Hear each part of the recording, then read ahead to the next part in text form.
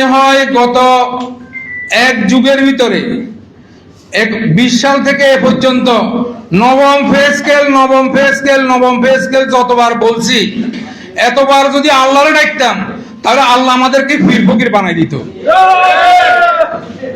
আমরা এতবার নবম পে স্কেল, দেশ স্বাধীনের পরে স্কেল ঘোষণার জন্য এত দীর্ঘ সময় আর কোন আন্দোলনের প্রয়োজন হয় নাই।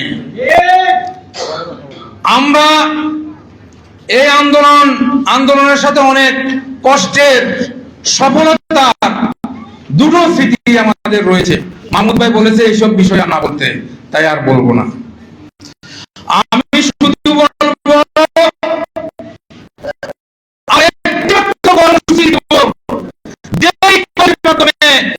বৈষম্যমুক্ত দেশকে আদায় হতেই হবে। আপনাদের কাছে দাবি একটা দাবি জানিয়ে আমি আমার বক্তব্য শেষ করব। আপনারা এখানে হান্নান ভাই আছেন, ওয়ারেস ভাই আছেন, মাহমুদুল হাসান ভাই সহ আপনারা যারা কেন্দ্রীয় নেতৃবৃন্দ আছেন, আপনাদেরকে শিখাই দেওয়ার কিছু আমাদের নাই। আপনাদের কাছে শিখার আমাদের অনেক কিছু রয়েছে। আমি আপনাদেরকে অনুরোধ করব, অবস্থান কর্মসূচি হোক, প্রধানমন্ত্রীর কার্যালয়ের অভিমুখে হোক, শহীদ মিনারের সামনে হোক, আমরা এখানে আসি শুই থাকবো। আর একবার আন্দোলনে নামবো, বৈষম্যহীন পে স্কেল অবশ্যই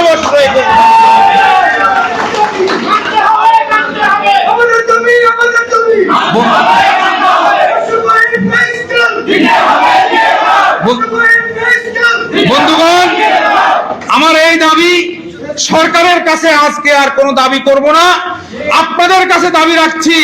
আগামী দিনে আপনাদের অসহায়ত্ব দেখানোর কিছু নাই। আপনারা মন্ত্রীর কাছে যাচ্ছেন, প্রধানমন্ত্রীর সাথে সাক্ষাৎ করতে চাচ্ছেন, আমরা খুব আশান্বিত হই, কিন্তু তারা আপনাদের প্রতি যে মনোভাব দেখাচ্ছে সেটা দেখলে আমরা খুব হতাশ হই।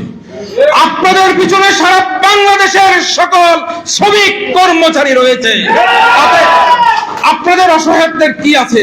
সুতরাং সর্বশেষ বলবো, আসুন এমন একটি কর্মসূচি দেন, এক কর্মসূচি দিয়ে ঢাকা থেকে নবম পে স্কেল নিয়ে আমরা যেন ফিরে যেতে পারি, এই আশাবাদ ব্যক্ত করে আমার বক্তব্য শেষ করছি।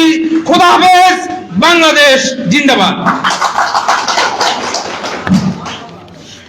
ধন্যবাদ। এই পর্যায়ে বক্তব্য নিয়ে আসছেন জনাব মোহাম্মদ ইয়াদ আলী, গাজীপুর জেলা বাংলাদেশ সরকারি কর্মচারী কল্যাণ ফেডারেশন।